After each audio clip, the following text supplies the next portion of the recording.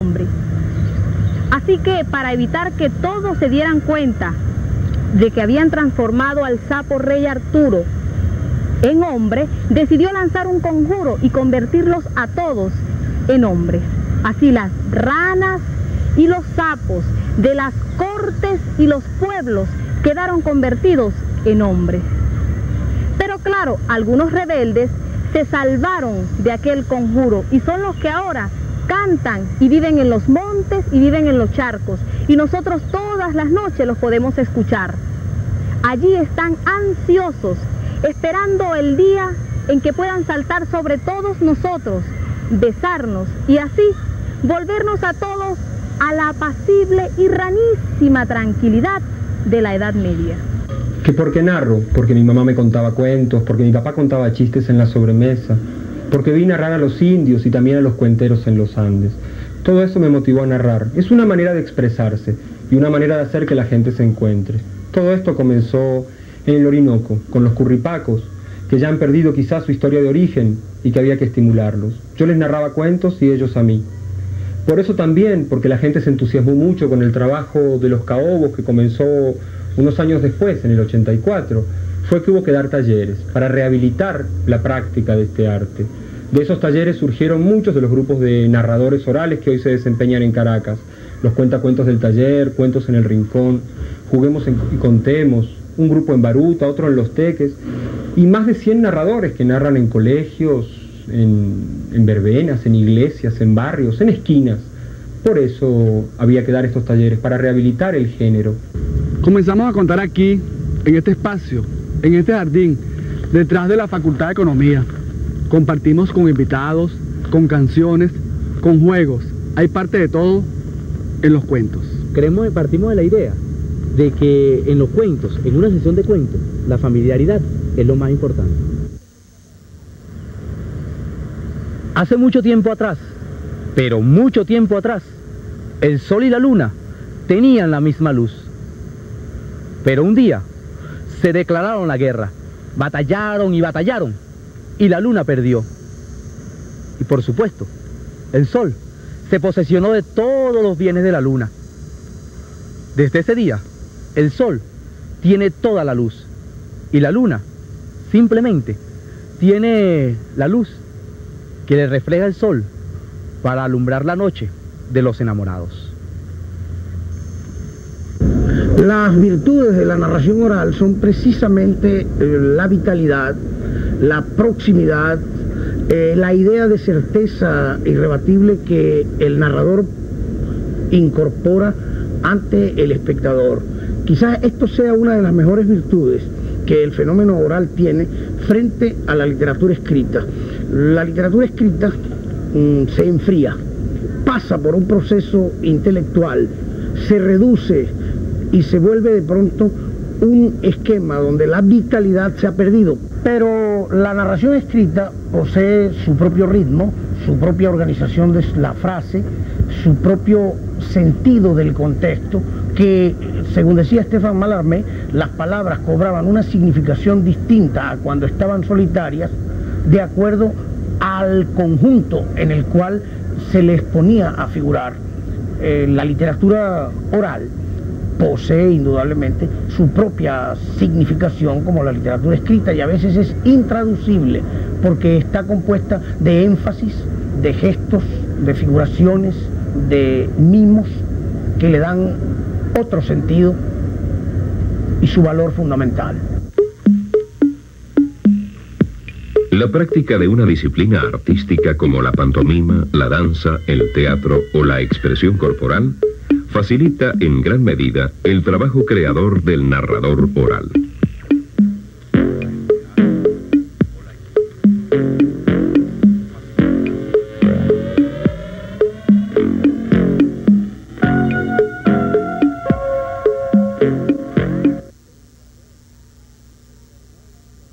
El ladrón robó el sombrero del mago y se lo llevó a su guarida.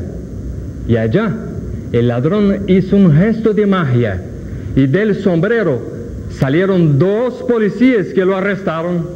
Los integrantes del grupo En Cuentos y Encantos realizamos todos los talleres que dictó en Caracas en febrero del año 85 Francisco Garzón Céspedes. Pero no nos conocimos sino en el segundo taller de perfeccionamiento que él hizo, porque fue un solo taller, ahí coincidimos todos y decidimos crearnos pues como agrupación y comenzamos a contar en el mes de abril del año 85 ininterrumpidamente, ya en el Museo del Teclado sí, el primer domingo de mayo. Nuestra rutina de trabajo es diferente a la de los otros grupos porque hemos escogido contar por temas. Esto tiene dos consecuencias sumamente importantes. La planificación de nuestro programa tiene que ser muy severa, con 2-3 meses de anticipación. Y por otro lado, la investigación también tiene que ser muy dura porque tenemos que cambiar de repertorio cada semana. El contador de cuentos contemporáneo debe disponer de dos recursos fundamentales: memoria y creación. El contador de cuentos es una especie de albacea de la memoria colectiva del pueblo y de ese colectivo, de esos saberes proverbiales entre leyendas, mitos e imaginación, va creando pues esas historias felices, es decir, esa clase de maravilloso popular.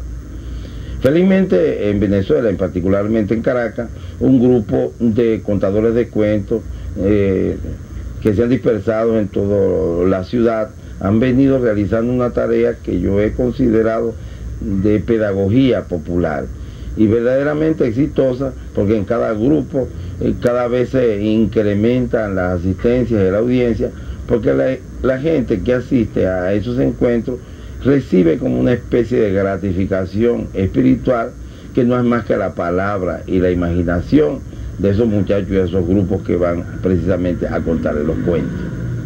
El grupo Cuentos Bajo la Sombra, integrado por Gilda Baraja, Rubén Martínez, Manuel González y yo, comenzó a funcionar en estos espacios de la Tierra de Nadie de la UCB desde el 16 de octubre de 1984, tras haber hecho nosotros a lo interno un taller de unos 4 meses, luego de que Manuel y Gilda hubiesen participado conjuntamente con otros narradores orales como Dunia de Barnola, Ruth García y Daniel Mato, en el taller que dictara Francisco Garzón Céspedes, poeta y narrador oral cubano.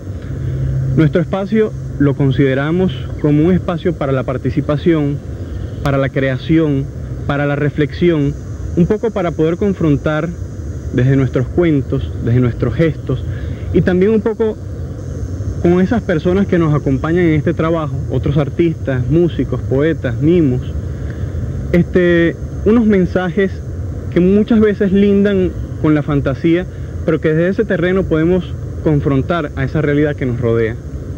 Icotea Concha era una tortuguita muy poca apegada al trabajo, y cada vez que en su casa le decían Icotea Concha, venía a moler, ella escondía sus pies y escondía sus manos, y entonces decía, yo no tengo pie, yo no tengo mano, y cuando le ordenaban Icotea Concha, venía a barrer y decía, yo no tengo pie, yo no tengo mano. Pero cuando le decían, Icotea Concha, venía a comer, inmediatamente se apresuraba y decía, aquí están mis pies, aquí están mis manos. El grupo Cuenta Katia Cuentos comienza sus actividades en la Plaza de Propatria el 9 de junio de 1985. El grupo surge después de haber recibido el taller de narración oral dictado por Francisco Garzón Céspedes. El grupo está formado por 7 personas. En un principio comenzó a contar cuentos para adultos y para niños, pero luego, por la afluencia de público infantil, decidió contar exclusivamente cuentos para niños. La experiencia ha sido muy enriquecedora por la participación activa que han tenido los asistentes a la Plaza de Propatria.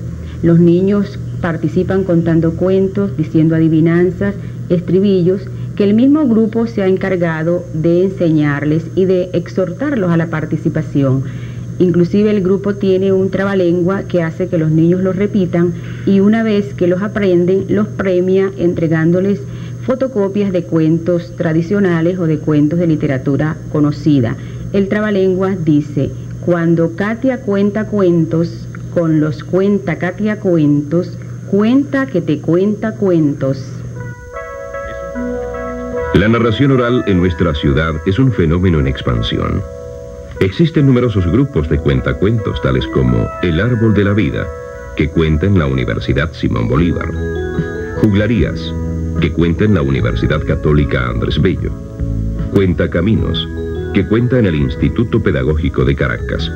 Y Juguemos y Contemos, que cuenta en el Parque del Este.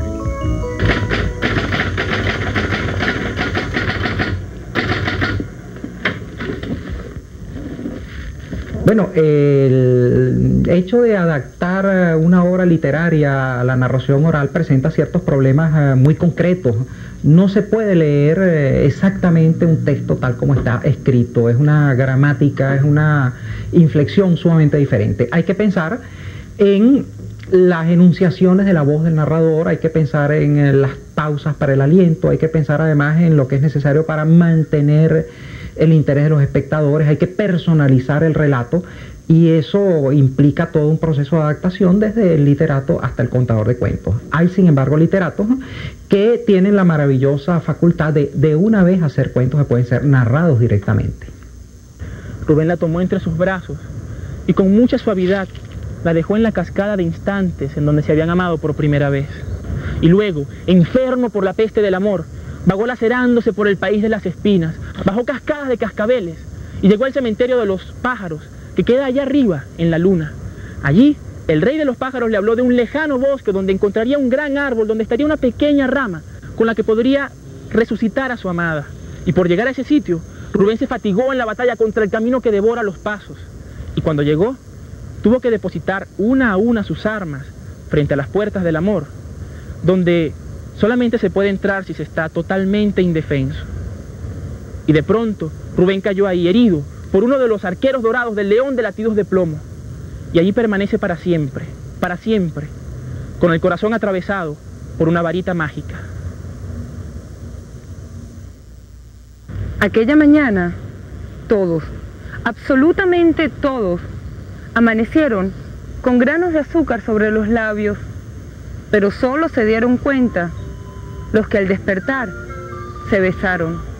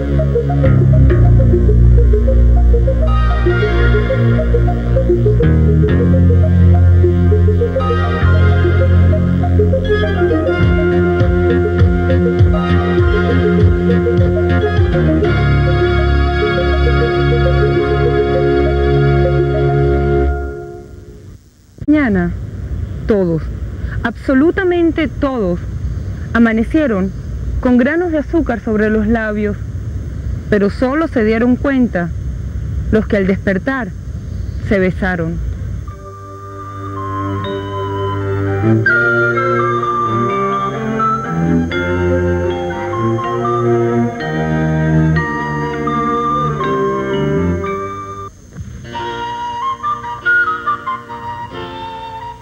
El arte de narrar cuentos o historias es tan antiguo como el hombre mismo.